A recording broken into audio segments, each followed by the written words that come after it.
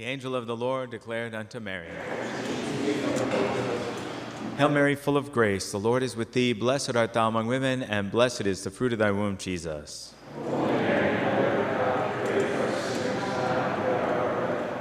Behold the handmaid of the Lord. Hail Mary, full of grace, the Lord is with thee. Blessed art thou among women, and blessed is the fruit of thy womb, Jesus.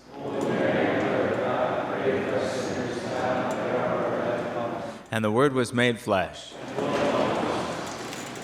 Hail Mary, full of grace, the Lord is with thee. Blessed art thou among women, and blessed is the fruit of thy womb, Jesus.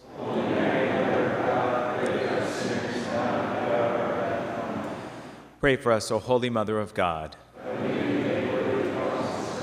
Let us pray. Pour forth, we beseech thee, O Lord, thy grace into our hearts, that we, to whom the incarnation of Christ thy Son was made known by the message of an angel, may, by his passion and cross, be brought to the glory of his resurrection, through the same Christ our Lord. Amen. In nomine Patris et Filii et Spiritus Sancti. Amen. All right, well, tonight we're going to speak about American Catholic etiquette. Now, Jordan over here, Jordan, raise your hand so we know who you are. Jordan found this book for me and gave it to me several months ago. And about a month ago, he said, Father, are you ever going to have you read that book yet? And I said, no. And he said, and he, anyway, the idea then came up that it would be a good philosophy night. So that got me to read the book. So thank you, Jordan, for this book. Where did you find that? Goodwill Superstore. Well, so this book is written in 1960, and let us begin just by taking a look at a definition from the American Heritage Dictionary on etiquette. Etiquette is defined as the forms required by good breeding or prescribed by authority to be observed in social or official life, observance of the proprieties of rank and occasion, conventional decorum, ceremonial code of polite society. Well, that's a very interesting definition, and as I read through the book, I realized that it's kind of like the ceremonial books that we use in the sacristy for High Mass, where we know what each altar boy is supposed to do, and if we have a deacon and a subdeacon, or if we have a bishop coming, we know what we're supposed to do, and it tells us, and it breaks it down by role. So if you're this role, you read this, and then you know what you're supposed to do. And so there are rules of conduct that, and we read basically, I guess you could call them etiquette books, but they're called ceremonials for what we do in the liturgy. And in a way, this etiquette book is like a ceremonial for all of life. Not all of life, but for many things. So we can't possibly go through the whole book, but her definition for Catholic etiquette is this. The reader may ask, why Catholic etiquette? Is correct Catholic behavior wholly different from that of non-Catholics? Well, certainly not, but the code of behavior for Catholics does differ at some points. Mother Church has given us 7 sacraments to give us grace and help us to earn heaven. The reception of most of them has some social connotations and accompanying social functions. The primary purpose of this book, therefore, is to define and explain for laymen the social duties and privileges entailed in the reception of the sacraments and in the social functions accompanying them. So it begins with the 7 sacraments. There's a section on baptism, on penance, on Holy Eucharist, on confirmation, on extreme unction, and all the etiquette that goes along with these. Well, that took up about 7 pages. So I started over, and I thought, well, I'm just going to focus on dating, courtship, engagement, marriage, and then I tacked on baptism at the end, because hopefully, well, that's sort of the result. Or it's the beginning. It's the beginning and it is the end. So, in reading through this book, it was very interesting because, I was born in 1967. My parents were married in 1957. And this is definitely the world that they were raised in. They were definitely raised to be this way. And so as a child growing up in the 1970s and coming of age in the 80s, our generation wasn't raised to be this way. But if we engaged with the adults, they still engaged this way. So in a way I learned this, but only in the way that I engaged with adults, not in the way that I engaged with my peers. And I would guess that a lot of people who were born around the time I was experienced the same thing. So then it didn't get passed down to us, although we were aware of this society that our adults lived in. But then, my generation didn't pass it on to the next generation because we didn't really receive it. We only witnessed it. So now we have a couple generations that have passed, and there's a lot of good, just practical common sense in this. And I think what you'll find is that all of life from the time a child is born and raised in this system is a preparation for marriage. They're prepared for marriage from the very beginning. And what's the difference? What is the difference? This is something to reflect on a little bit before we go into it. But afterward, I think you'll reflect on it quite a lot. And reflecting on it myself, I think, the difference today is that children are raised from the very beginning for a career. They're not prepared for marriage. And yet, in this system, they're prepared from the very beginning for marriage and family life. So, let's take a look and get started here.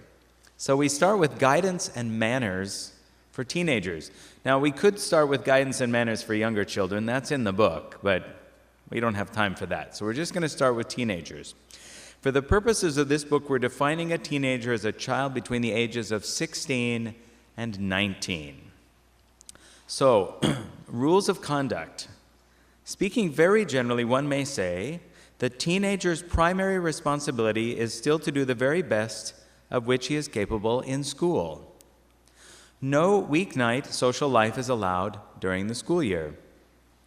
Know where your child is going, with whom, and when he or she expects to get home on all evening engagements. No entertaining is done at home without an adult present. No permission is given to visit in a friend's house without an adult present. Discourage steady dating before the last half of junior year at the very earliest. Okay, now, as we get into this thing called dating, I think you'll be surprised because it's not what you think. Like what we think about dating today, they're not really talking about the same thing. And we have to get into this, I think, for that to become clear, that dating means something different in this context. But anyway, discourage steady dating before the last half of junior year at the very earliest. Because you might hear that and think, well, I don't want my child dating even that early. But we're talking about something a little different. All right, last bullet point. Try to know your child's friends. You still have the right to forbid him to associate with one whose general reputation is bad, or one whose behavior on some occasion upon which you were present was objectionable. Girls should be discouraged from going out with boys more than 4 years older than themselves. Their attitudes, interests, and privileges will be too different from their own, and it will cut them off from their own age group. Okay, so, that would count for the 19-year-old teenager. If somebody was over 4 years older than her, over 23, then he would be considered too old for her at that point. All right, well, let's continue then. Now, what we're going to do is we're basically building a foundation at this point, and so we talk about manners. And manners are preparation for marriage and family life. So the manners of a teenager should, when occasion requires it, be those of a well-bred adult, plus the little extra deference to their elders that so becomes this age. This does not mean that a teenager will always so behave, nor be expected to do so. In the bosom of his family or with his contemporaries, he will frequently be boisterous, uncouth, and silly, a natural outlet for the high spirits common to this age. It does mean that teenagers should instinctively employ the good manners you have taught them at school, in business, or on social occasions when conventional behavior is expected of them. So what are these social engagements, or what are these social occasions? Well, these would be like wedding receptions, funeral receptions, family retirement parties or wedding anniversaries, family reunions or neighborhood parties or picnics, where they would know how to engage with people of various different ages. They would know how to address their elders and how to show deference and so on. So, along those lines then, both boys and girls should rise when an older person enters the room. They should be particularly careful to do this for clergymen and religious, teachers, parents other than their own. So that's the fourth commandment. They should rise for their own parents at a social gathering, in their own home or away from it, but need not observe such ceremony as a part of daily life. Okay, well that's a really good one there. So, part of daily life, a child would not rise when their parent entered the room. But if they were at a social gathering with various families, and there were various generations there, and their mother entered the room, then all the young people would stand because an adult, was entering the room. So you wouldn't just have the daughter or the son of that lady remain seated while everyone else stood. They would stand, for their father or their mother entering the room in that case, at a social function. So we're talking about a more formal occasion here. At a large party, they rise not when an older person enters the room. So if it's a big party, they wouldn't rise unless that person approached the group they are in and to speak to them, and then they would rise. Boys address men over 40 as sir, and both sexes should take care to add Mrs. Smith, Miss Wilson to the remarks to women of all ages. Well, that's very different from today. If teenagers had not been taught how to introduce people or how to behave at a formal dinner, in a restaurant or nightclub, at the theater, while traveling, they should now learn. They should also learn how to be part of or to go down a receiving line. So a receiving line, such as at a wedding or at another formal occasion where you might have dignitaries. So those are things that a child would be expected to know at 16 years old in 1960. Now, when it says nightclub, I think again, we're talking about something a little different than we would be talking about today. A nightclub in that time in history would be a place where you would have dinner like this, but you might have an orchestra playing and ballroom dancing, or you might have a show, a dinner show or something like that, and that would be referred to as a nightclub. Something, if you're a little older, maybe you remember things like the Lawrence Welk show that used to be on TV. That was nightclub entertainment back in the day. It was wholesome. Now, there were nightclubs that were not wholesome as well, but what we're talking about here is not raising somebody to be out, in a place of ill repute. Okay, now there are the special advice here or counsel for girls. Teenage girls should be prepared at this point to act as a hostess for a luncheon or a tea or a dinner for their own age group, and should master the duties involved in doing so. They should also learn how to preside at a tea table and serve after-dinner coffee. Well, it's clear here that this is something that a young lady needs to learn before she gets married, and so she practices with her own age group. And here's where we enter the realm of dating. We enter the realm of dating because you have teenagers now acting as though they are adults at a dinner party for their own age, hosted by one of their peers, or at an afternoon luncheon, or something that's a little bit more formal, but it's still for kids. But it's to teach them etiquette, to teach them manners, and teach them social conventions. All right, let's see here. We're not going to be able to go through all of this, so I'm going to skip around a little bit. There's some good advice there on how to receive a compliment and how to get out of a date if you don't want to go on one. And let's see.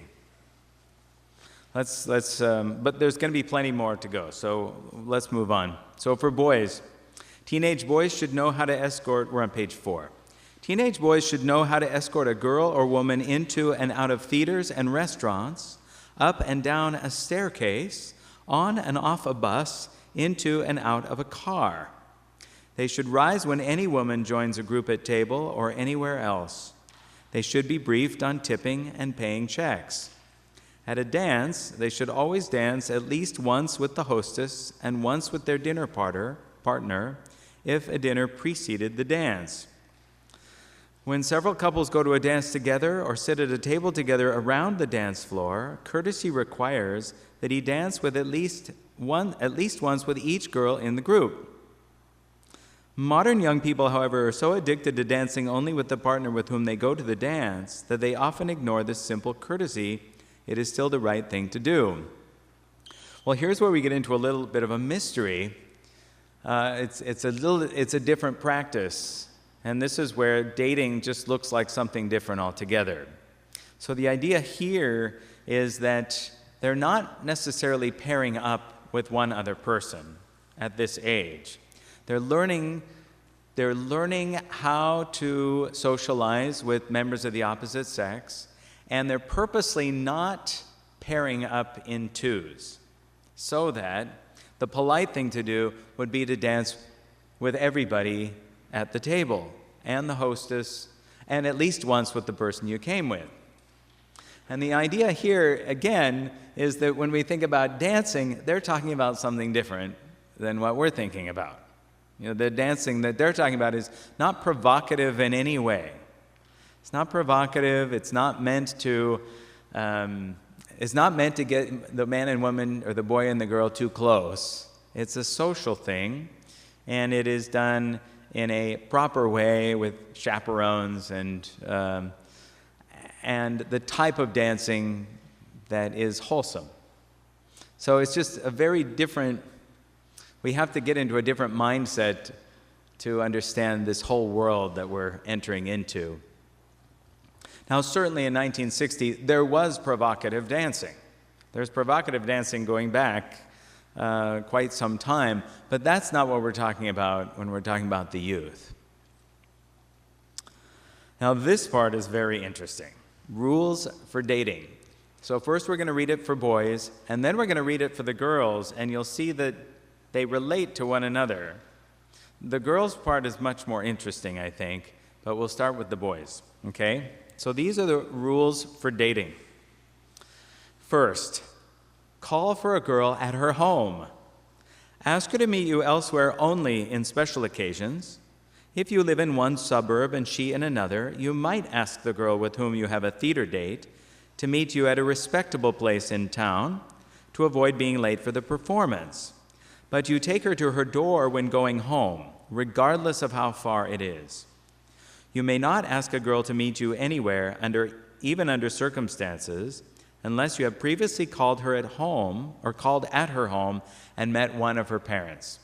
So certainly, for a first date, you would have to go to her home to pick her up or go in to meet her parents. We'll hear more about this when we get to the girls. Secondly, go to her door and ring the bell. Go in, if invited, and meet her parents. Thirdly, do not use her car even though she has one and you do not. To use hers make you seem less the man and the escort, It puts you in a false position. Number 4, plan your dates in advance whenever possible and plan to do something. It is more fun and less moral risk to go dancing, see a show, or play cards than it is to drive aimlessly about the countryside or lounge in a tavern. And again, by tavern, they mean something different than what we think of. A tavern would be just a casual style of restaurant where, yes, adults could get beer and wine and such, but it would be a family environment, but it'd be a very casual one. Okay, we continue. When asking a girl for a date, tell her what you have planned, or give her her choice of several amusements thus.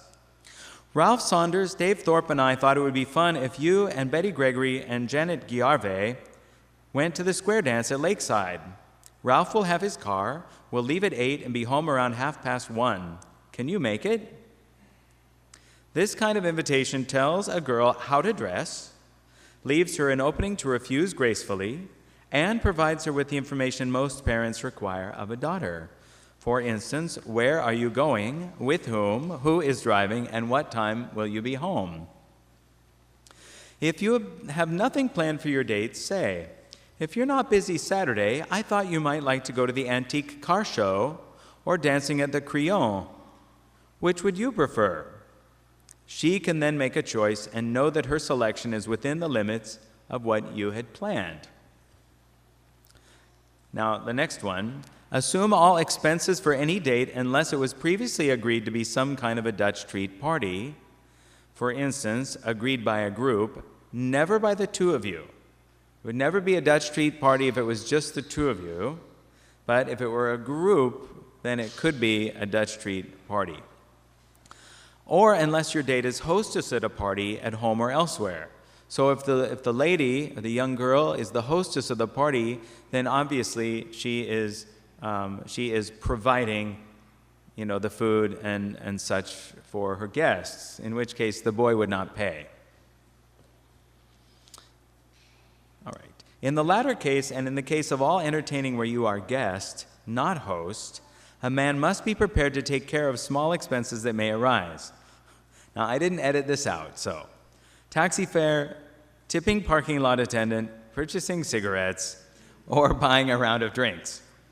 Okay, now we're probably talking about the older end here, and at that time, I think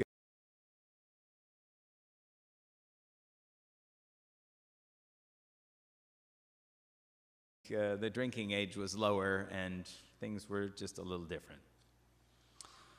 Do not find this advice discouraging. A girl who likes her escort is happy to ride a bus, take a walk, play records, or go to church with him, prefers it to an elaborate date with one in whom she is not interested.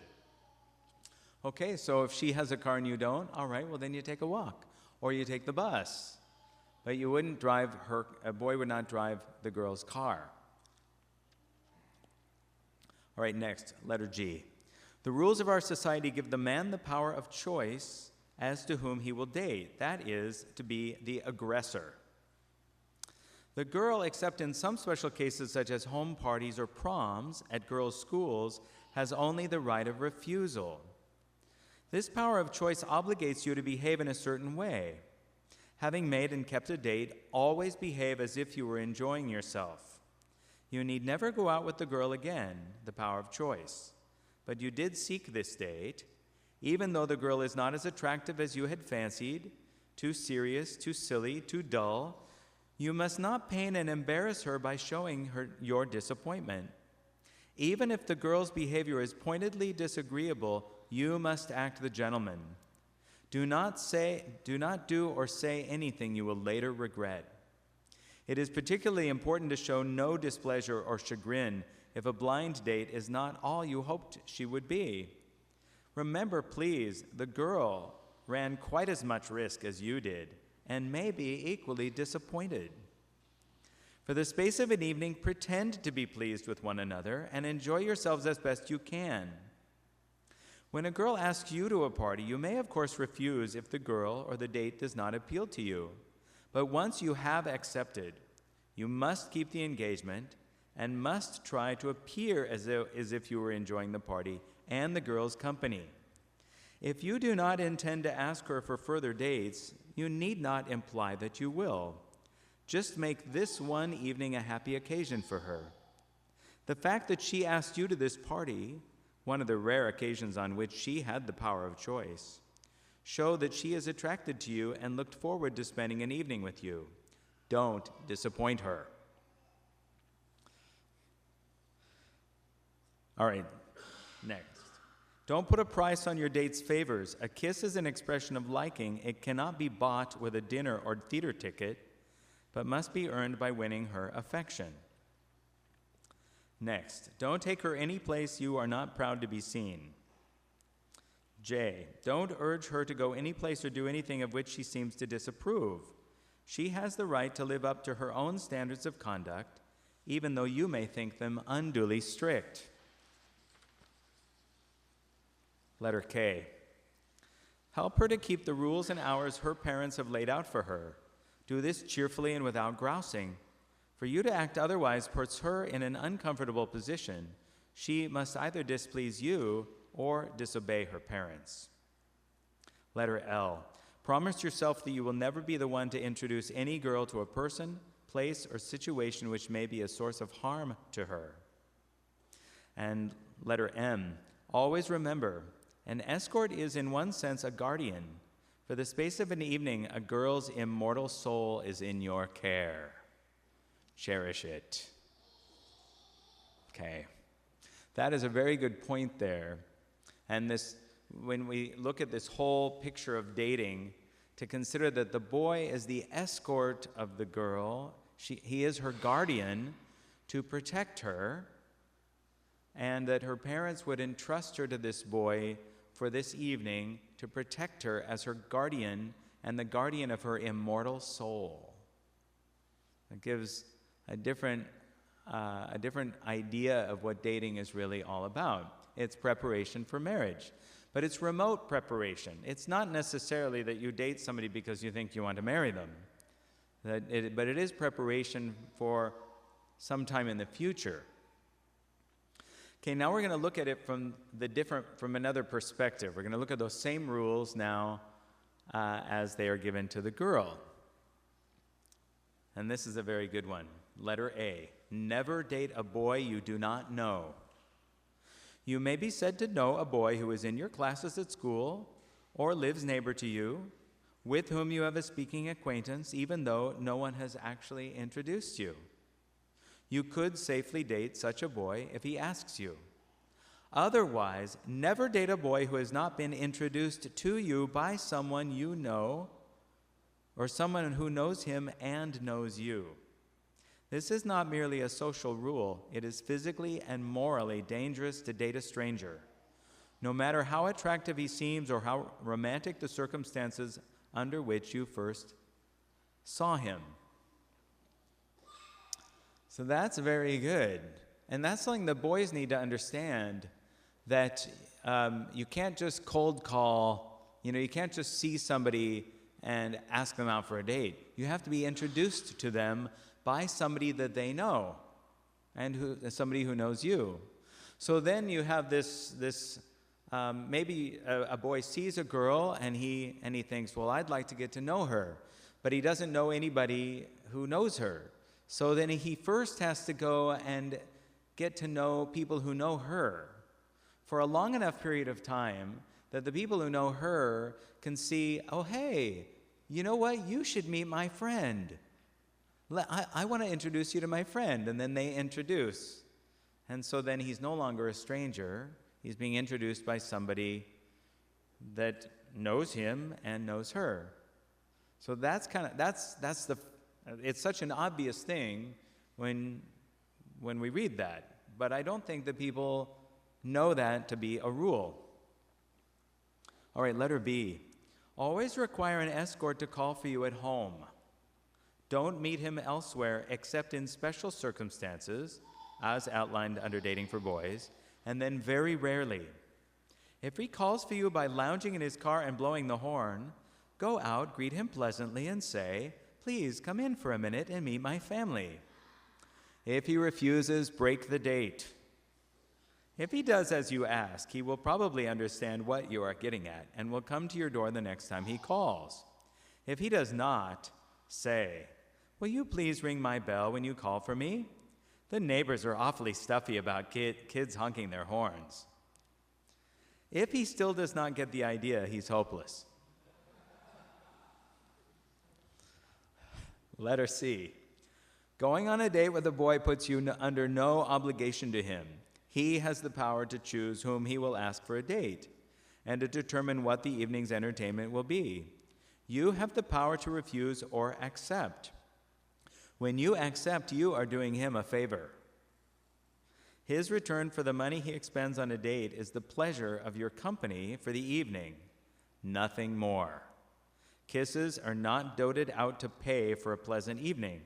They are a proof of liking or affection. Any boy who thinks otherwise is a boor. Letter D. When a boy first calls you for a date, don't be ashamed to say, I'll find out if I can go.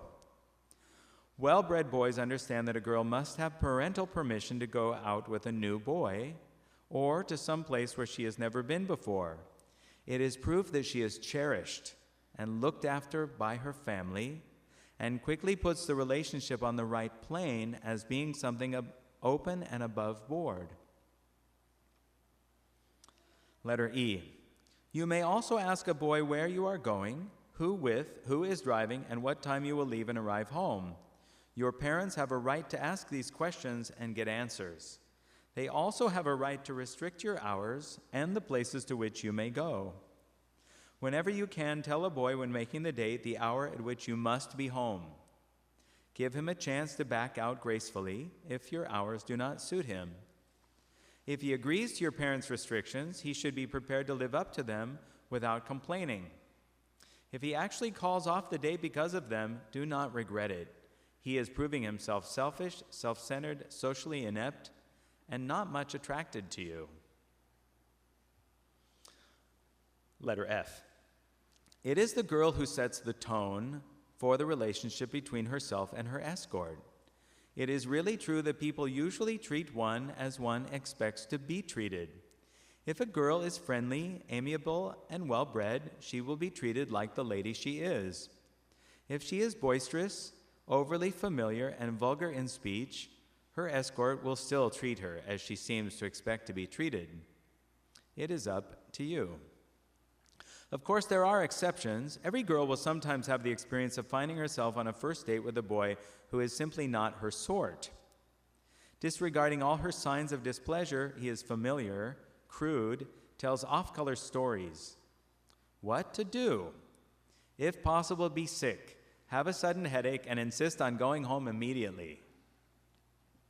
If circumstances make this impossible, be steadily colder and more reserved. Don't laugh at his stories. Do not try to ignore his behavior or cajole him into behaving properly. If he is still impossible, say, I think we have both made a mistake. I am not the sort of girl you thought I was when you asked me to go out. If this behavior of yours is any sample, you are not the kind of boy I thought you were when I accepted the date. I am ready to go home whenever you are willing to take me. Well, that would be you'd be proud of a daughter who spoke like that, for sure. G, never lower your own standards of conduct to conform with those of your escort or the group you are in. You will never be happy in so doing, and at the worst, may involve yourself in a situation which you may regret for the rest of your life. Don't do things you know are wrong. Don't go places where you should not be. Don't associate with bad companions. See, she doesn't even need to say what she's talking about. You know, something you will regret for the rest of your life. It's an important thing for a young person to keep in mind. Letter H. Help make dates successful. To try to enjoy and show you enjoy the entertainment offered you, no matter how elaborate or simple. Don't constantly apologize if you are a poor swimmer or golfer. Ask your partner for tips and admire his skill. Don't criticize food or service any place, or infer that you are used to much finer places. Don't hang back or fail to take part in any games or amusements as best you can, unless they are improper. Don't monopolize the conversation. Draw your escort out if you can. Don't strive to appear sophisticated if you are not. Don't talk about imaginary trips and engagements, like pretending you've been someplace great that you haven't been to, for instance. I remember my mother talking about that. She would talk about how, my mother would point out people, like if we'd go to somebody's house, she'd point out someone who at the dinner table afterward, and she'd say how masterful that lady was at drawing other people out. Basically, there are certain people who can be in a group and they can get everybody else to speak and feel great. And they know what questions to ask in order to get other people talking and get conversations going. And so this goes along with this idea that you don't monopolize the conversation, but you draw others out. And that is a real skill. All right, letter I. Don't break dates for a whim. Emergencies do arise. We are all ill occasionally, so sometimes a date must be broken, and, if for a legitimate reason, it should create no ill feeling. But never make a date you do not intend to keep, or break one without cause. Okay, letter J. Don't telephone a boy without reason, unless you date frequently and he has asked you to do so. Otherwise, call only to invite him to something, a dance at your school, a party you or a friend are giving, or a club party. Letter K. Avoid the appearance of being the aggressor in any dealings with boys. The pursued always has the advantage over the pursuer. You may ask a boy who has never taken you out to a party or dance once. If he does not return the compliment, don't ask him again, no matter how much fun the first date was. Yeah, so the pursued always has the advantage over the pursuer. See, so it's equal. I mean, it's complementary. The boy has the power of choice, and the girl has the power of accepting or refusing, but she's the pursued one, so she has the advantage, even though she doesn't have the power of choice other than in a few rare occasions. All right, letter L. Be realistic in deciding whether or not a boy likes you. Suppose he accepts an invitation from you when you ask him, talks pleasantly with you whenever he sees you, but never asks you for a date. Face the facts. He is not really interested. When corresponding with a boy, write once. Never write again unless he answers your letter. Boys do not neglect to write because they are too busy. They're just not interested. Don't center your affections and your dreams around someone who is not attracted to you. Look about you for a new interest. And letter M, promise yourself that no boy will ever be injured by association with you. Never intentionally dress or behave so as to inflame his passions. Never permit intimacies such as to impose too great a strain upon his self-control. The better you like a boy, the greater your responsibility in this matter. This one I think is funny.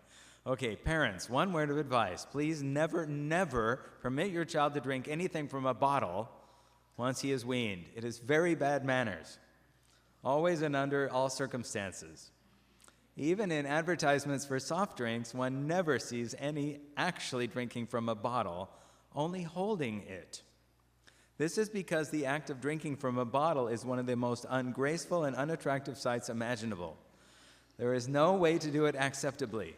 Use a glass always. And remember, the prettier the glass, the better will be the manners of the user. But even a paper cup is better than drinking from a bottle.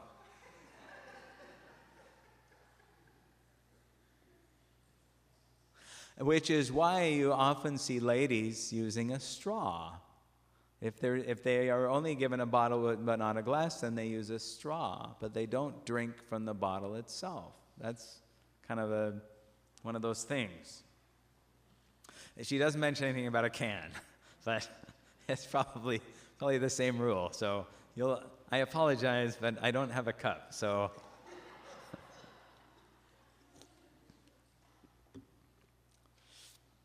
Okay, so.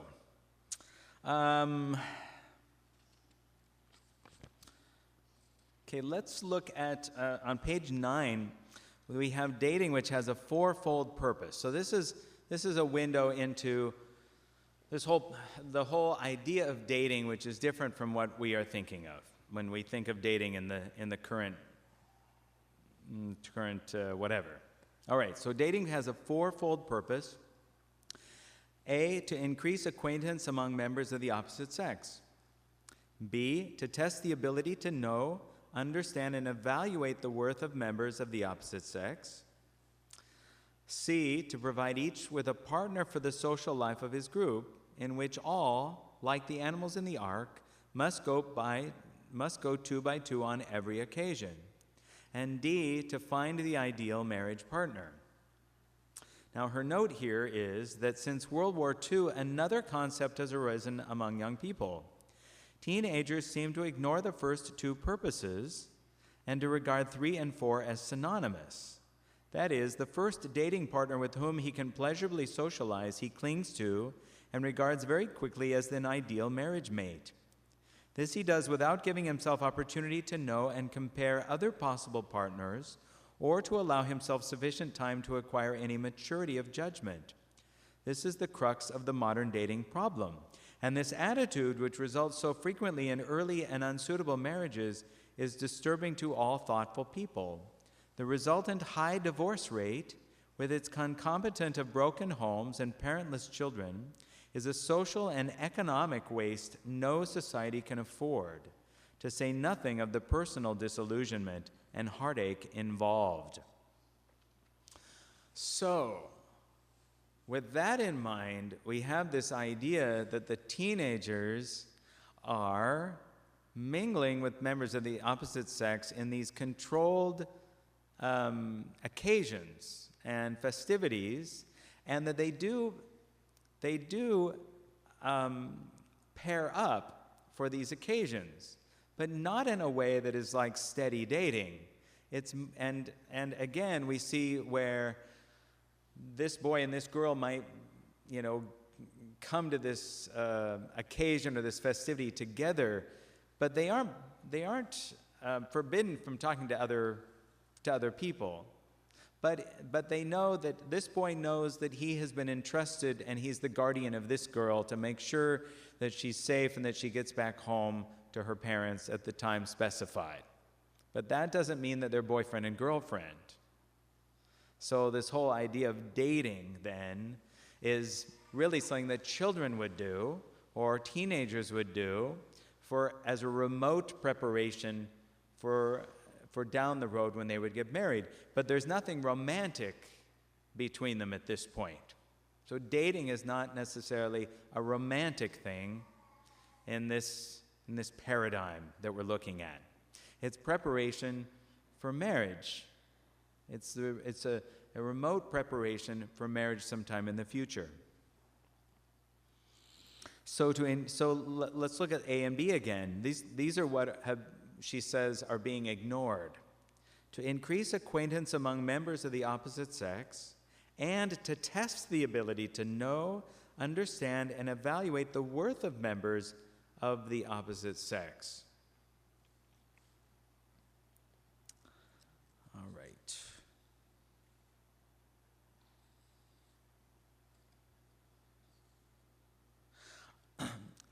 All right, so the following suggestions, this is the bottom of page 9 then. The following suggestions help to avoid creating this problem of divorce. A, and this applies to people 16 and older. A, limit the amount of time spent dating. During the school year, dating should be limited to the weekends. Encourage group activity in preference to single dating. Discourage after-school toozing, playing records at home in the afternoon, driving about together. There is nothing wrong with such behavior, except that it throws the young people involved too frequently together, makes them too dependent upon one another, and too absorbed in another. So in other words, you wouldn't allow your children to have a boyfriend or a girlfriend that they just did something alone together. But rather, you'd encourage them always to be in a group. Letter B, encourage your teenager to spend time with friends of his own sex. In addition to its other benefits, pursuing such friendships prevents him from relying on dating for all his pleasures. Letter C, do what you can to help your teenager make new friends and enlarge his acquaintance with the opposite sex. Letter D, treat his infatuations lightly, particularly his first ones, and the early stages of all of them. Now, when you'll notice that we're using the masculine here. We're referring to he and him, but that is meant to be inclusive.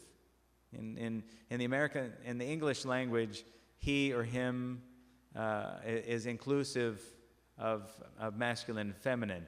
If it just mentions she, then it is inclusive of just the feminine. But if it mentions he, in this case, it's referring to both boys and girls. So treat the infatuations lightly. Assume that one of the pleasures of his youth, of which he will not wish to be deprived, is to test his power to attract many dating partners. Remind him that the girls he admired at 14 are not now the ones that please him.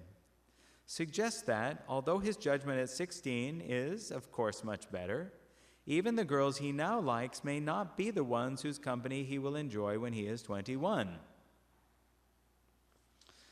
Letter E. Encourage your teenager's interests which do not depend upon dating.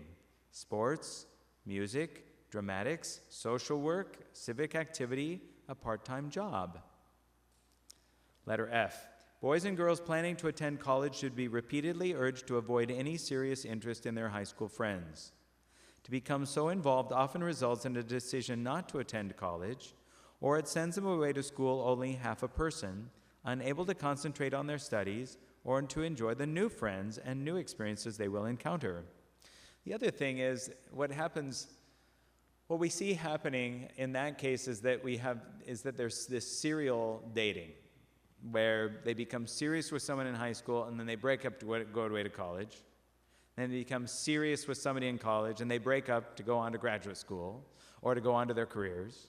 And then they go on to their careers and they have this serious relationship. But each time it loses something. The more of these serious relationships a person has, each time it loses something.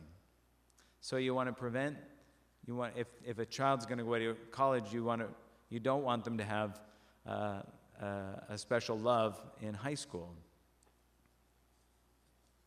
And they can always come back to that later, to that person later, if it's meant to be. Okay. Boys and girls who do not go to college often find their life partners among those they begin to date in their last high school years. Parents should also discuss with their children the qualities one should seek in a helpmate. Remind your sons that one of the proofs of real love is the feeling of protectiveness it engenders toward the loved one. It is this desire to protect the loved one that enables a decent man never to demean or injure his beloved. And tell your daughters that the essence of feminine love is the desire to give anything the loved one wants. But when the loved one desires what would injure him by causing him to sin, the greatest proof of her love is the power to withhold from him the gratification which would deface his immortal soul. Again, that protection of the immortal soul of the other. Okay, here's a word to girls. It is only in the last 30 years, so since the 1920s, it is only in the last 30 years that our social code has considered drinking in any amount as acceptable behavior for unmarried young women. Even now, the world expects young women to exercise more judgment and restraint than it requires of their brothers. A man may occasionally overstep his limits without suffering social ostracism, but a girl may not. Immoderate drinking adversely affects a girl's social life, reputation, and chances for married happiness. It may also induce her to behave as she would never dream of doing if she were in possession of her faculties. Because of this, it is the writer's personal conviction, but only that a girl should not drink at all until she is over 21 or a married woman with a husband to protect her. This is really the easy way out, a protection against a host of dangers that may assail her even when drinking moderately. No sensible person disapproves of a girl's abstaining from drinking. Many do disapprove of a girl's drinking, no matter how moderately. A glass of ginger ale is just as refreshing as a highball, even if it even looks the same and contains no hidden dangers. Why not stick with it? And never drink unless you know your escort and know him to be a gentleman. That is very good advice in 1960, and it's good advice today. Okay, so that's a quick overview over this idea of how teenagers would date to prepare them for when they are of marriageable age. I didn't put this in here, but the author recommends that people not get married right out of high school, but that they have a couple of years at least out in the world where they can mature. And for young ladies, she recommends that they would work in the business world for a year or two to either gain a skill or to have a better understanding of what their husband encounters out in the work world while she is at home later with the children. Okay, now we move on to the next stage. The next stage then would be the engagement. So, a lot of this you'll be familiar with. How are we doing for time? So, an engagement is a promise to marry at some future date, which is mutually given by the two contracting parties. Now, historically, and we do this here, the church has recognized engagements when they take the form of a formal espousal signed by the two parties and witnessed by their pastor or two lay witnesses. It should be made freely, without reservations, and neither contracting party should have been subject to pressure, fear, or duress. And it may be terminated at any time prior to marriage by mutual consent. Now, it should be preceded by a time of courtship in which the young couple learn to know one another.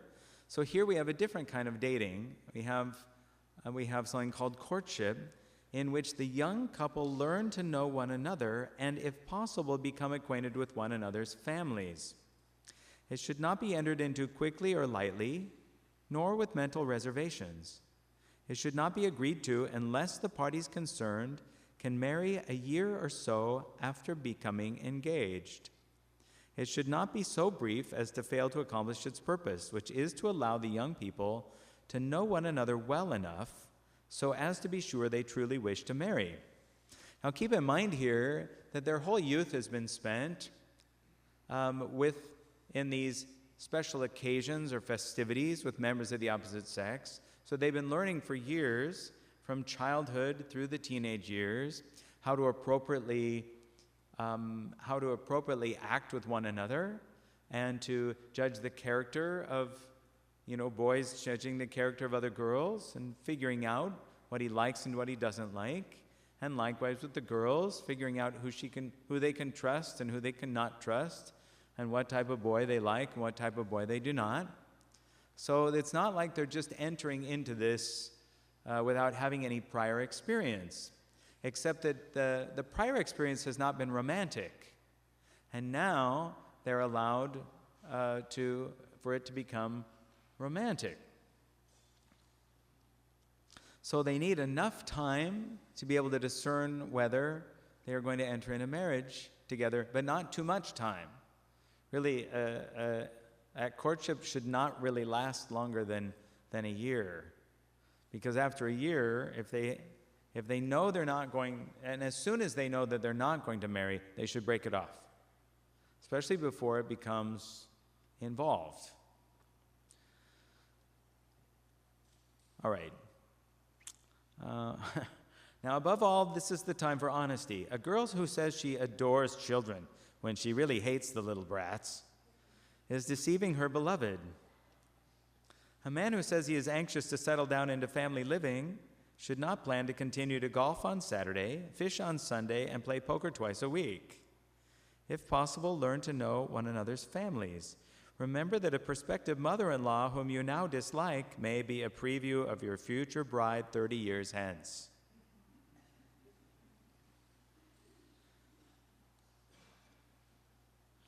Okay, now this is very good here. In present day, this is under First Duties on page 11. In present-day America, a young man often proposes and is at least tentatively accepted without either families being consulted, and thereafter the young people sometimes announce it to their families as a settled thing without any permission being asked or given.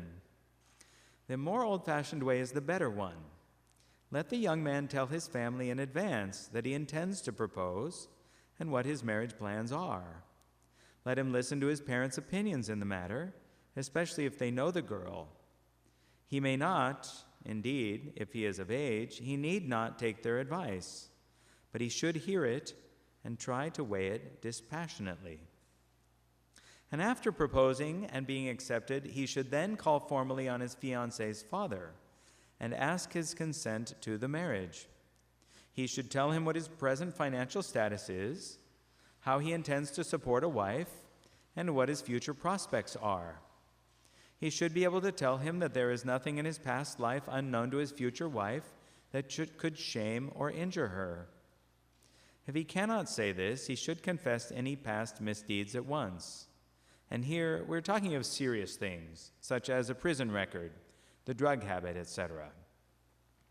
If he fears that he has any tendency toward alcoholism, he should say so and tell how he intends to combat the evil. He should be prepared to say that his health is good or to admit to ill health. Now, why should a young man do all this? To his prospective bride's father, he is, more often than not, almost a stranger. He is asking that father to commit to a stranger's care a soul whom he helped bring into the world, to whose rearing, education, and nurturing he has devoted the best years of his life, whom he loves with a special feeling unlike any other. To ask his consent in this manly fashion immediately reassures the parent in two ways. It shows that the young man quite properly feels that his fiancée is a treasure whom he cannot snatch away without a by your leave, and that he is grateful for the years of devotion her father has lavished upon her. There is nothing a prospective fiancé can do that can make a better impression than this.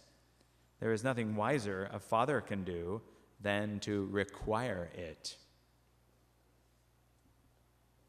Okay, so then it goes on to canonical engagement, which would be the betrothal ceremony, like we do here in the church. This is where the two come in the presence of the priest, and they state their intention to marry one another. He blesses the engagement ring, and then they kiss the crucifixion scene in the Roman Missal, and he gives them a blessing for chaste courtship. And so that blessing for chaste courtship gives them the grace then to have a chaste and a pure courtship awaiting their marriage. Now here's something that we don't see so often anymore, and this is because we don't really use newspapers the way we used to, but there's a whole social aspect to this. Now, what we were required to do when we're preparing a couple for marriage is what we have are the freedom to marry.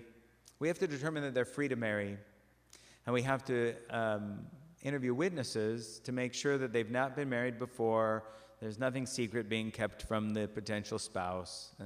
And then we have what are called marriage bans, B-A-N-N-S, and we do publish those in the bulletin, though they're not, I guess, I don't know, are they required?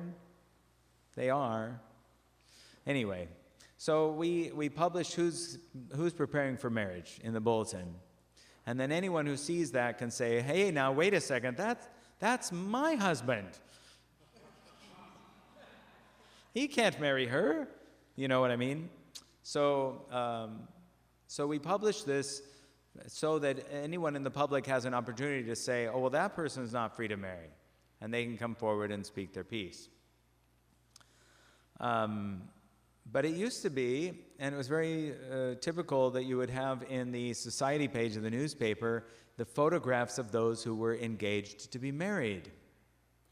And so the public is informed of an engagement through an announcement sent to the local papers. A photograph of the bride-to-be may be furnished if requested. Some sample forms. And here's one sample form. Mrs. George Thatcher Price, 117 Aspinwall Road, announces the engagement of her daughter, Miss Monica Lynn Price, to Mr. William Walter Sims, son of Father and Mrs. Walter Douglas Sims. Son of Mr. and Mrs. Walter Douglas Sims of Rochester. Miss Price is the daughter of the late George Thatcher Price and the granddaughter of Admiral Carl Chase and the late Mrs. Chase. She was graduated from Manhattan College of the Sacred Heart in the class of 1959. Mr. Sims was graduated from Cranwell Preparatory School and is a student at Georgetown University. The marriage will take place in October. Okay, so that would be an announcement in the paper. It's sort of like a save the date. So how do we see this done today? We usually see them, people preparing for marriage, they'll send out a save the date. It's not a wedding invitation or announcement, but it's an announcement they've been engaged and they're preparing for marriage. That's the equivalent that we usually see today. Whereas in the past it would be published in the newspaper, so it was public. And that's kind of like the marriage bans. Now at this time, they would only have a photograph of the bride-to-be, but by the time, like when I was a kid, you would see these, but it would be an engagement photograph of the couple. Okay. So, in small communities among unworldly people, no formal announcement of an engagement need be made. The bride-to-be simply wears her ring and shows it to friends. Otherwise, the engaged girl first wears her ring publicly on the occasion of her announcement party or after the newspaper announcement has appeared. So then, we're going to skip forward a little bit here. So then there's an engagement party where they announce their engagement. So this is after the man has consulted with his family and proposed, and then gotten permission from her father, and then the families having approved, then they have what's called an announcement party, where they announce the engagement. And this is not a time to bring gifts. This is not a time to bring gifts. It is merely an opportunity for a festivity in which the parents of the bride especially show their approval of the young man that their daughter is going to marry. So then, there is something called a bridal shower. And here is, so a bridal shower, I think these are still done today. I hear about these happening.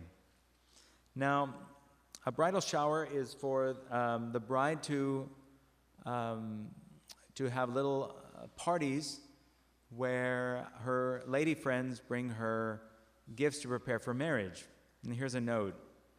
Traditionally, showers are feminine affairs, and occasionally one hears of parties called showers to which both sexes are invited and to which all bring presents. Avoid this. I agree. I sometimes hear that men are going to the bridal showers, like husbands and wives, or couples are going to bridal showers or baby showers. And these are things for ladies, and they really should be kept that way. And a man has no business being invited to a bridal shower or to a baby shower. There are different things for the men to be doing. All right, so then we have the wedding invitations, and there are notes on that and an example. And really, it doesn't seem like anything has changed there. People tend to do formal wedding invitations. One interesting thing is that it is to be announced by the parents of the bride. The parents of the bride are responsible for making the announcement and the wedding, the invitation. So, for instance, Mr. and Mrs. John Lester Sullivan request the honor of your presence at the marriage of their daughter Joan Louise to Mr. Vincent Paul McGinty on Monday, the 5th of June, 1960 at 10 o'clock, St. Ignatius Church, South Bend, Indiana. So you notice here that the parents of the bride announce the wedding of their daughter to this other gentleman. And it shouldn't happen that the couple announce the marriage themselves, unless the girl, the bride-to-be, unless she's an orphan. And if she's an orphan, then the announcement should be made by her brother or by an aunt or uncle or her grandparents. But the couple should not announce the marriage themselves, unless she is an orphan, in which case they may announce it themselves. But you see that happening today, that people are leaving their families out of it altogether. They're getting engaged without consulting their families. There's no permission given by the father of the bride, and they're announcing their own weddings. And this is a trend, and people aren't doing it for any ill purpose. It's just a trend, and it's socially acceptable, but it's really not right. Now, here's something that you don't see so much, and this is what's called the bachelor dinner, as opposed to a bachelor party. So traditionally, the bridegroom-to-be is host for the bachelor dinner. This is usually held on the weekend prior to the wedding. Catholics never hold this party on the night before the wedding, as this time is reserved for the rehearsal. It may be given at a club, at home, or in a hotel. So she's making the point here that non-Catholics would have a bachelor party the night before the wedding. But Catholics don't do that. Well, non-Catholics don't have wedding rehearsals. But Catholics have a wedding rehearsal because it's a liturgy, and they have to know where to stand, what to do, and what to respond and all that. So for Catholics, we have this different social thing that happens. The night before the wedding is the rehearsal dinner. So this bachelor dinner would be the weekend before. The guests are the best man and the ushers. The man's father and future father-in-law may be invited, as well as brothers and cousins not in the wedding party, if the host wishes to do so, but he is obligated only to ask his wedding attendants. At this party, the host presents his groomsmen with his wedding remembrance gifts to them. They are usually jewelry such as handsome cufflinks, a lighter, etc. His gift to his best man is always more valuable than those he gives his ushers. He may also give them their wedding ties and gloves, which are always a present from the bridegroom, but it might be a wise precaution to wait until the rehearsal to do this. And then they also present their host with a wedding present for him. So that's something we don't really see today. We tend to see bachelor parties, but bachelor party is different. It has a different purpose. A bachelor party, and they're not necessarily bad. Some of them are bad, but a bachelor party is not necessarily bad, but it has a different purpose than the rehearsal dinner, which is for the purpose of the giving of these gifts by the bridegroom to his ushers. And it is their last time together as bachelors. Now, it does mention that the party is a newer innovation and that these can be, very nicely done. So then we have the wedding, the rehearsal dinner, and we don't need to go over that. The wedding costumes, and we don't really need to go over that. But I did give you a photograph on the front cover of the wedding of John F. Kennedy and Jacqueline Bouvier in 1953. And what the description of what they should wear is pretty much exact. As far as like what he's wearing is called mourning clothes. And she talks about how because Catholics get married in the morning because the Mass is only allowed to be said in the morning. Traditionally, the Mass could not be said later than noon, and so weddings would be in the morning, 9 a.m., 10 a.m., 11 a.m. generally, and they'd be followed by breakfast, like a formal brunch or a luncheon.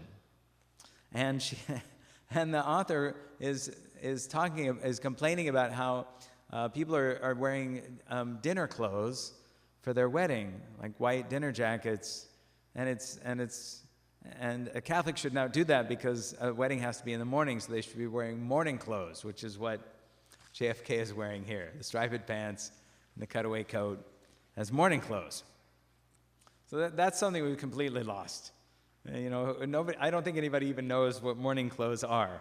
But you see that and you think, oh yeah, you've probably seen photographs of people getting married in an outfit like that. So that's the traditional outfit for a bridegroom.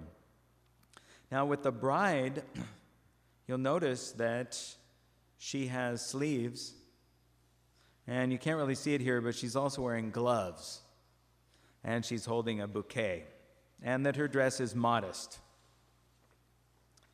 And so those are important things to keep in mind for a wedding because it's a sacrament. So for Catholics, the way Catholics dress for a wedding is very different from a secular wedding because it's a sacrament. Whereas a secular wedding or even a Protestant wedding, many Protestants don't consider it a sacrament. So you'll see in fashion magazines that brides and bridegrooms may dress very differently than they would for a Catholic wedding. All right. I want to skip forward now to baptism, and that will be the completion of the talk. The rest of it, I think, you can read on the nuptial entertaining. There's the receiving line, saying grace, etc. So one of the important pieces of etiquette is that if you ever have clergy present, you always ask the priest to say grace. You wouldn't have the best man say grace if a priest was in the room, or you wouldn't have dad say grace if a priest is at the table. You always have the priest say grace, and if there's more than one priest, then you always ask the senior priest to say grace. But you might have the other priest say the after-dinner prayer. And if there's a bishop, you would always ask the bishop, you'd always ask the highest-ranking clergy to say that prayer. If there's no clergy, then you would either ask the best man or the father of the bride.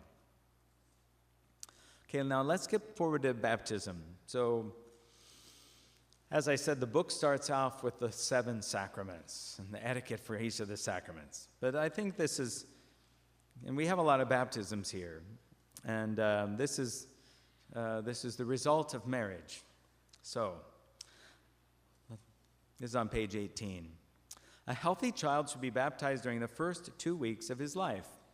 It should not be delayed, except for grave reasons and with the consultation of the pastor. A child should be baptized in his own parish church, except under unusual circumstances. Naming the baby. The church desires that the name of a saint be given a child in baptism, in order that the child may imitate his virtues and have him for a protector and intercessor in heaven. It is well to teach him to ask for his namesake intercession in time of trouble or need. Parents should give consideration to the fact that a name is perhaps one's most intimate possession, and that its suitability or lack of it is believed to exercise a profound influence upon a child. And then she goes on, I think she goes on, or someone else goes on, to say you should never name your child something that they would be embarrassed by, or you should avoid naming your child something that would be obvious, that the other children would obviously tease them about. Like if it sounded like something else. All right, baptismal robe. It is traditional for infants of both sexes to wear baptismal robes, usually long-skirted and lavishly trimmed with embroidery or lace. This is the one time when a baby may be so dressed without violating the canons of good taste. So you wouldn't bring your baby dressed like this to church every Sunday, just on that one occasion. Coat and bonnet should be removed for the ceremony, and the neck of the robe should be unbuttoned so that the priest may easily anoint the breast and the back of the baby. Now here's something interesting. It is necessarily only for the godparents and the father of the child to attend the baptismal ceremony. The mother may go if she feels well enough. Grandparents and other close relatives may attend if they wish. Now that's very different from what we often see. People often wait and wait and wait, hoping that they can get as many family members as possible to come to town for the baptism, and meanwhile the baby doesn't get baptized for a long period of time. So the idea here is that you have the baby baptized as soon as possible after the birth, within the first 2 weeks, and really all you need at the baptism is the father and the godparents. And that's why the godmother always holds the child in the baptismal ceremony. The mother doesn't hold her own child. And this is also why we have what's called the churching of women on the 40th day. And that's when the mother, who may or may not have been at the baptism, comes with her child to the church on the 40th day to give thanks to God and receive a special blessing. So the idea is that as Christ was circumcised on the 8th day, that you try and have your child baptized close around that 8th day or within 2 weeks. And just as the Blessed Virgin Mary came to present the child in the temple on the 40th day, so the mother then comes in, and that's called the churching of women. So that gives her time to rest. That's very different from what we're used to seeing today, but this would be the way that it used to be done. Now, the attire of guests. They should dress in the same kind of clothes they would wear to High Mass. Photographs. And this is very good. Actually, this applies to the wedding as well. On this, as on all churchly occasions, the photographer should do his work or her work as inconspicuously as possible and should be dressed as the guests are. You know, we often see, I always see photographers dressed inappropriately when they come to photograph a wedding. They're not dressed as the guests are dressed, or they're dressed either in sweatpants or gym clothes, or they're dressed as though they're working, but they're not dressed as the other guests are dressed. And this is something that a photographer should be made aware of. You know, if you don't tell the photographer, they won't know. Okay, the christening party. There is no social precedent that requires entertaining following a baptismal ceremony. Often the young mother does not feel strong enough to attempt to entertain. A traditional christening party is basically simple. The parents of the child invite to their home directly after the ceremony the officiating priest and the godparents. They may add any others they care to include. The priest is seldom free at such a time to accept the invitation, but it must always be preferred to him. To the guests, the parents serve a small white cake, iced like a bridal cake, called a baby cake, and champagne or champagne punch to toast the health of the little new Christian. This is all that is required, and if kept to this minimum, it is really not much trouble or expense. If one wishes, one may celebrate far more elaborately. In addition to or in place of the baby cake, many people serve the type of food offered at cocktail parties. The service of intoxicants is held to a strict minimum. Usually, the champagne toasts are served with or after dessert. And this is the idea with the champagne toast at a wedding, too, because you're having breakfast. And so the champagne toast is served at the end of the breakfast with the dessert. And it's still early in the day, so people aren't getting intoxicated because they're just having a champagne toast. Okay. We finish up here with baptismal gifts. Godparents always give their godchild a baptismal gift. If the sponsors are a married pair, they may give one present, but it should be of more value than one of the gifts when two are given. If the sponsors are not a married couple, each gives a gift. The traditional ones are a silver mug and a silver porringer. A silver knife, fork, and spoon in a child's size is also a popular gift. One may, of course, give anything one wishes. Less expensive ones which are suitable to the occasion are gold baby pins for the diapers, gold or sterling silver religious medals, a statue of the Blessed Mother or the infant Jesus, a crucifix, a baptismal bonnet, a baby blanket, or a carriage robe. More valuable presents might be the baptismal robes, the start of a pearl necklace, a savings account in which a substantial deposit has been made, stocks or bonds, or an endowment insurance policy. That's kind of a surprise. No one save the godparents is obligated to give the child a present at the time of baptism, but godparents usually do, and so do grandparents. If they gave the baby a valuable present at birth, the baptismal gift may be a trifle, but many Catholic grandparents wait until the baptismal day to give their present, and then it is something substantial.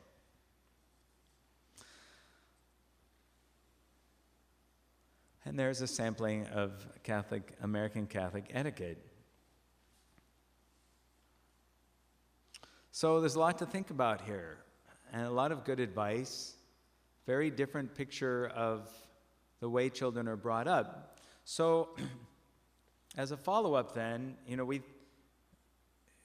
when we think about this whole dating system in remote preparation for marriage, a lot of that was provided by the schools. The schools, you have the football games and the basketball games, and you've got the band concerts and the choir concerts, and you have the school play, and you have all the outings and the activities that the school has. So a lot of that was provided in communities, also by large families with lots of kids and neighborhoods that were full of kids. So in the case especially of this parish, where we have a lot of homeschool families, and you don't necessarily have other families in your neighborhoods with kids, maybe you're the only family in your neighborhood with kids, or maybe you are the only family in your neighborhood that's Catholic, and your kids don't really relate to the kids of these other families, or you don't have the same values or morals. So what it takes to have a system like this is a group of families that all agree that this is what they want to do. And then it's really up to the families to provide the occasions. It takes work to provide the occasions that otherwise the school would be providing. So then you have to think about, well, what are some good ways that young people can mingle together in an appropriate, wholesome way with adults present or not present, depending. And then what are some good activities that these young people can do in small groups so that they can learn to associate with members of the opposite sex and associate with several members of the opposite sex, and not to settle down with just one. But that really takes the efforts of parents and of groups of parents to decide to do such a thing. And now I guess we'll open this up for any questions or comments, and then I think people will enjoy having their own conversations now around their own tables and around the room as well. So do we have any questions or comments before we? Yes, Rosemary.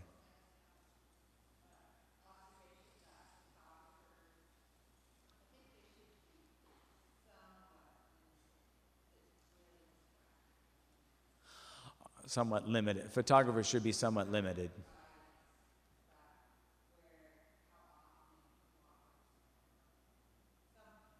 Yeah. I don't often see the photographers. We usually tell them where they can and cannot go. Oh, okay. Yeah, it can be distracting. Yeah, it's true.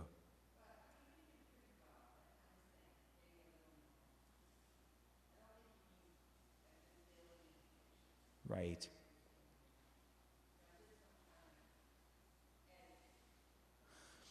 The old way was that they would generally have a photograph as they were entering the church. They'd have one photograph of the ceremony taken from the choir loft, and that would be it.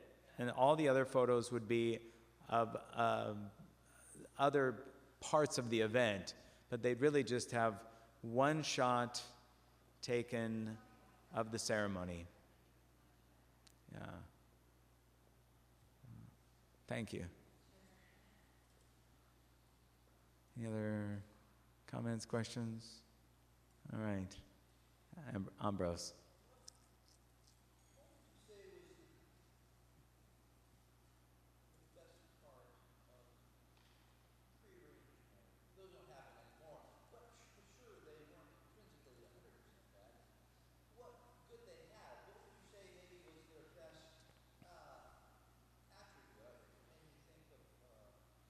The, qu-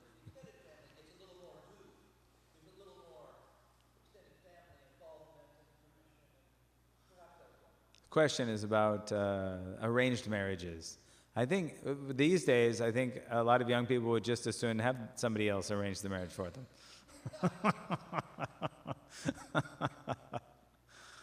Yeah. Well, I don't know what to say about that. Certainly, in a society where that is done, in a society where where arranged marriages are the norm, the couple are still considered to be freely entering into the union, because they trust their parents' judgment to choose the best spouse for them.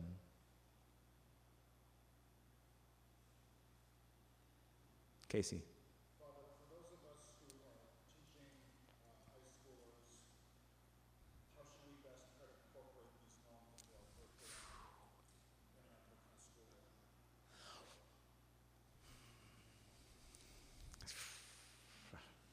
school? To those who are teaching young people, what is the best way to incorporate what we're learning here, in guiding our youth? Well, that's a very good question. Well, I think actually, one thing I was thinking as I was presenting this is that how interesting it is to have a snapshot of how things used to be done at a particular time in history, and what can we learn from that today? Because obviously some things you can't replicate. Some things are just different now than they were then. But what can we learn from that today? And I would guess, if just putting it that way, here's a snapshot of how things were done in the time of your great-grandparents or your grandparents. What do you think of this? I would guess that they would probably be critical of some things, but they might actually find great wisdom in most of it. Especially if you're not pushing it on them. You're just saying, look at what people used to do. Jordan. There are a lot of people in this archdiocese who are single, but they're beyond the age group spoken about today. They're in their 20s or their 30s. Does the book speak to what people like that? It doesn't. It doesn't, because at that point, at that time in history, it was presumed that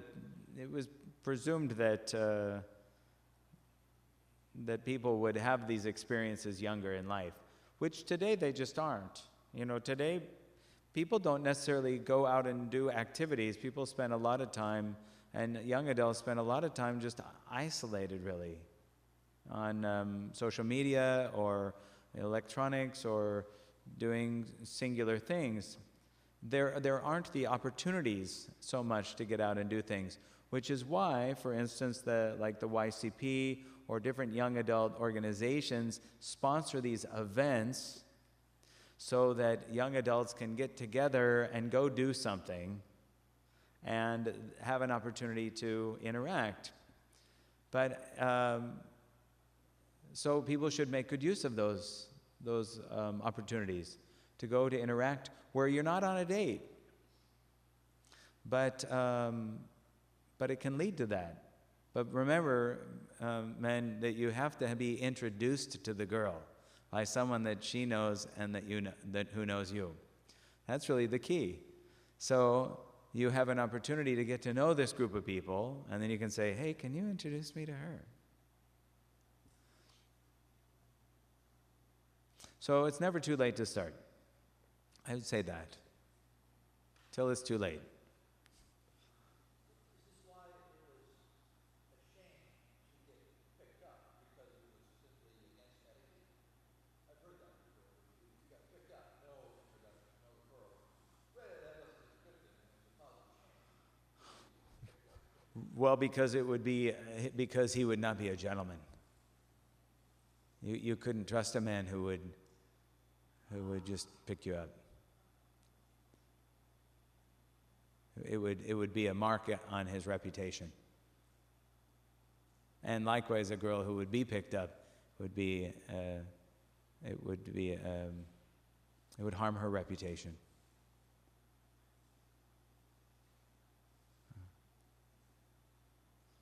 Okay. Yes, Rosemary.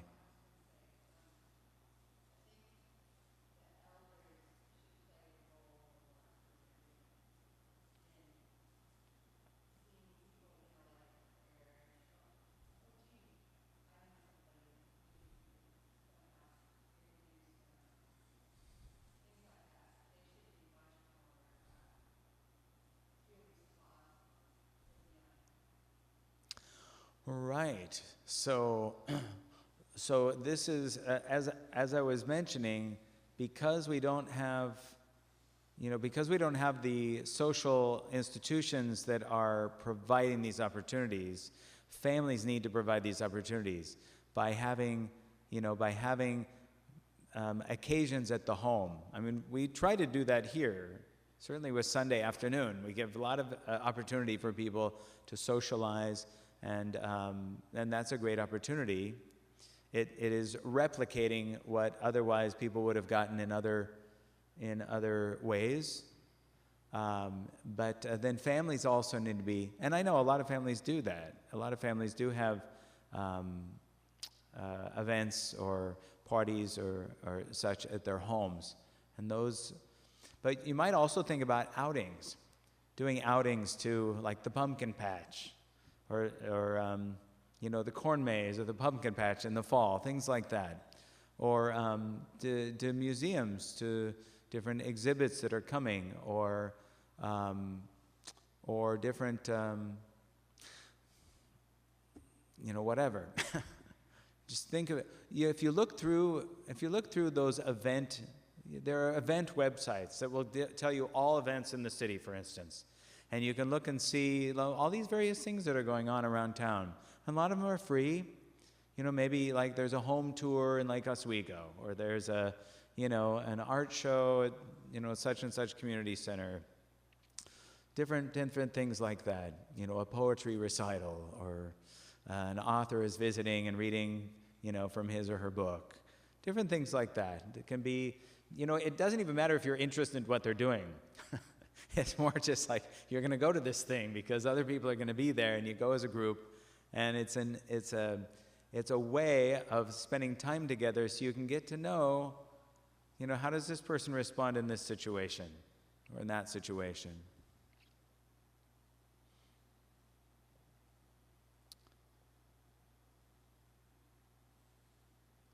All right, well, I think you're all just itching to have conversations with one another at your tables. So we'll finish here, and thank you for coming to Philosophy Night this evening. We still probably have some snacks over there, so enjoy this time, and we'll figure out what the next Philosophy Night will be.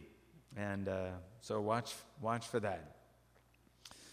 Glory be to the Father, and to the Son, and to the Holy Spirit, as it was in the beginning, is now, and ever shall be, world without end. Amen. Nomine Patris et Filii et Spiritus Sancti. Amen.